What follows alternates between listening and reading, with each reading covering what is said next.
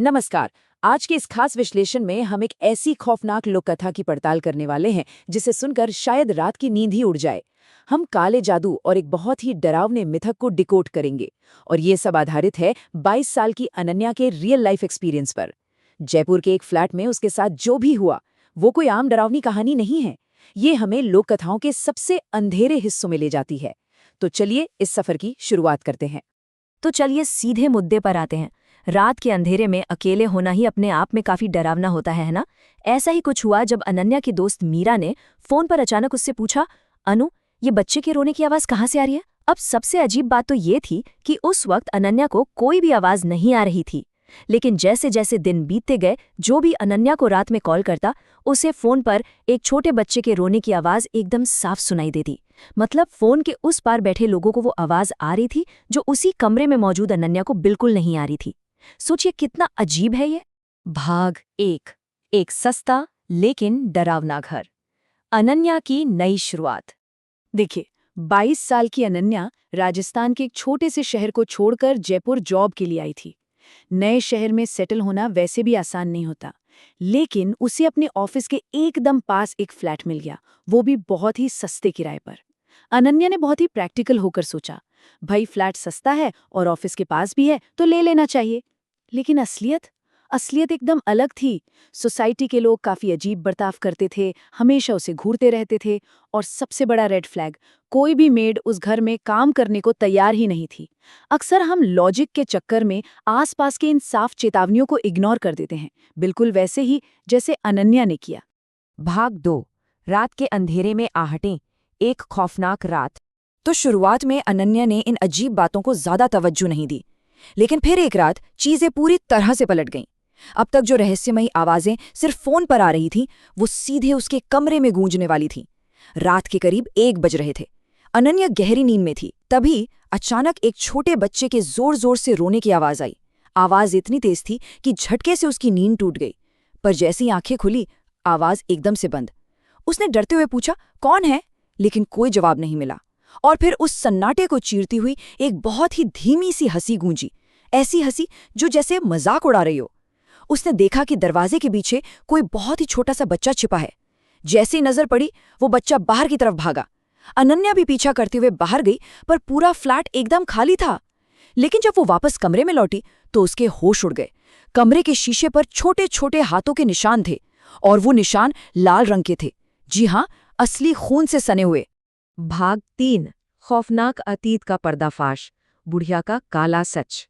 इस खौफनाक रात के बाद अगली सुबह अनन्या ने पक्का मन बना लिया कि उसे इस जगह का सच जानना ही है। जब उसने बिल्डिंग के बाकी पड़ोसियों से पूछताछ की तो जो सच बाहर आया वो किसी बुरे सपने जैसा था।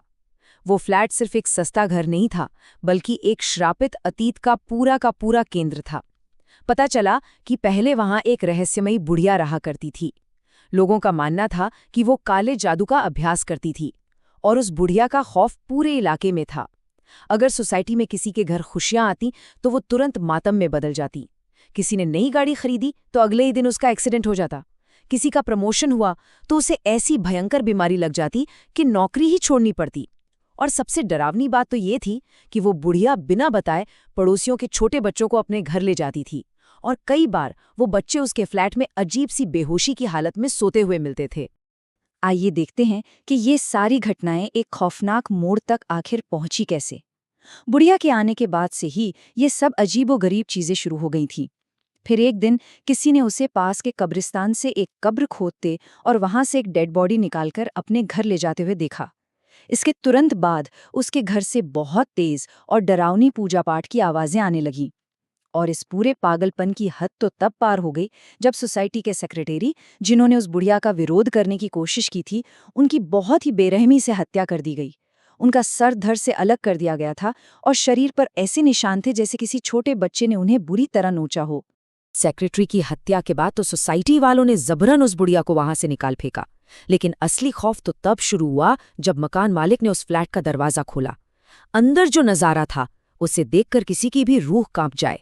पूरे फ्लैट में तंत्र मंत्र और काले जादू का ढेर सारा सामान बिखरा पड़ा था, और वहीं कोने में एक छोटे लड़के का कंकाल भी मिला।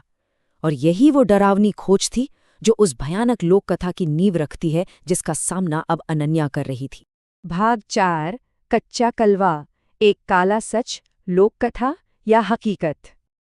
अब इस स्लाइड पर जो जानकारी है वो काफ़ी अहम है।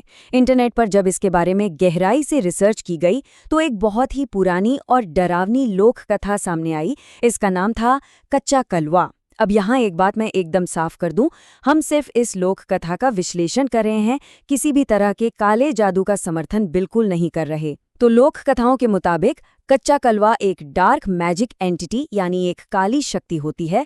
ऐसा माना जाता है कि इसे तब बनाया जाता है जब किसी मृत शिशु की आत्मा को काले जादू के जरिए बांध लिया जाता है।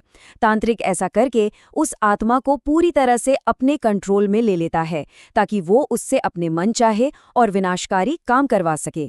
सोर्स मटेरियल में इस डरावने मिथक की पूरी प्रक्रिया भी बताई गई है। इसे स्टेप बाय स्टेप समझते हैं। स्टेप 1, इसमें 1 साल से कम उम्र के शिशु की मृत्यु होने पर जब उसे दफनाया जाता है तो वहां से कहानी शुरू होती है।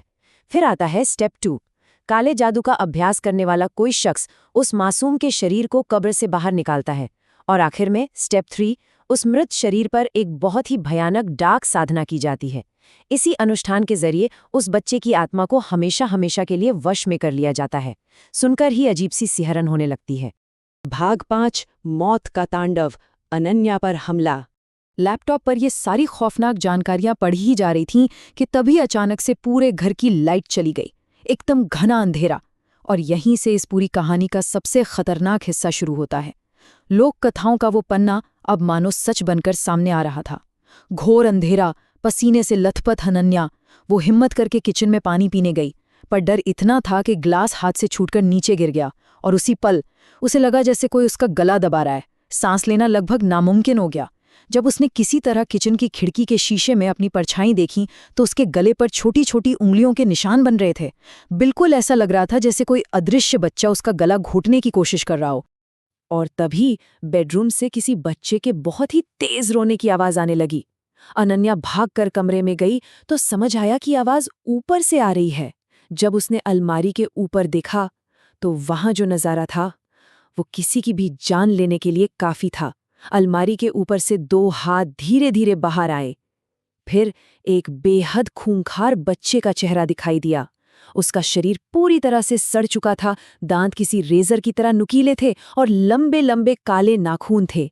वो कोई और नहीं बल्कि लोक कथाओं का वही कच्चा कलवा था। और वो अब अनन्या को देखकर एक बहुत ही खौफनाक तरीके से मुस्कुरा रहा था। इससे पहले कि कुछ भी समझ आता, वो भयानक एंटिटी सीधे ऊपर से कूद पड़ी। जान बचाने के लिए अनन्या बदहवास होकर फ्लैट से बाहर भागी। बाहर आकर उसने तुरंत लिफ्ट का बटन दबाया, लेकिन लिफ्ट तो बंद पड़ी थी। घबराकर जब उसने वापस अपने लिविंग रूम की तरफ देखा तो वो सड़ा हुआ बच्चा धीरे धीरे उसी की तरफ आ रहा था। उसने चीख चीख कर पड़ोसियों के दरवाजे पीटे, बेल बजाई, लेकिन डर के मारे किसी ने भी अपना दरवाजा नहीं खोला।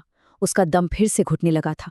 किसी भी तरह अपनी जान बचाकर उसने सीधे सोसाइटी के मेन गेट की तरफ दौड़ लगा दी। जब वो हाफते हुए गेट पर पहुंची तो सिक्योरिटी गार्ड को लगा कि शायद कोई बदमाश अंदर घुस आया है। गार्ड तुरंत मदद करने के लिए उस फ्लैट की तरफ ऊपर दौड़ा। अनन्या ने उसे रोकने की बहुत कोशिश की पर वो नहीं रुका। कुछ ही पलों बाद ऊपर से उस गार्ड की एक दिल दहला देने वाली चीख सुनाई दी और फिर ऊपर से कोई चीज धड़ाम से नीचे आकर गिरी। वो उसी गार्ड की लाश थी।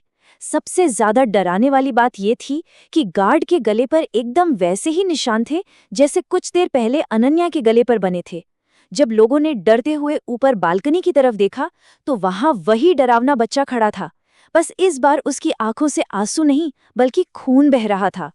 अगली सुबह जैसे ही सूरज उगा, पूरे सोसाइटी में हंगामा मच गया। तुरंत एक पंडित जी को बुलाया गया और उन्होंने जो बात बताई उसने सबके पैरों तले जमीन खिसका दी।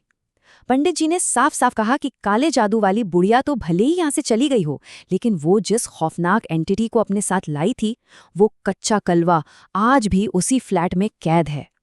ये सच सामने आते ही अनन्या ने उसी दिन वो जगह हमेशा के लिए छोड़ दी और वो फ्लैट उसे हमेशा हमेशा के लिए सील कर दिया गया।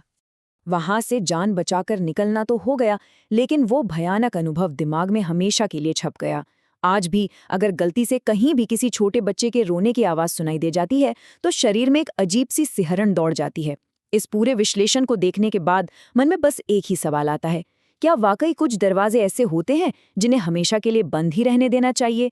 क्या लोक कथाओं की ये डरावनी सच्चाइयां हमारी इस मॉडर्न और लॉजिकल दुनिया के साए में कहीं ना कहीं आज भी छिपकर बैठी हैं? ये एक ऐसा सवाल है जो इतनी आसानी से पीछा नहीं छोड़ने वाला। तो आज के इस विश्लेषण के लिए बस इतना ही।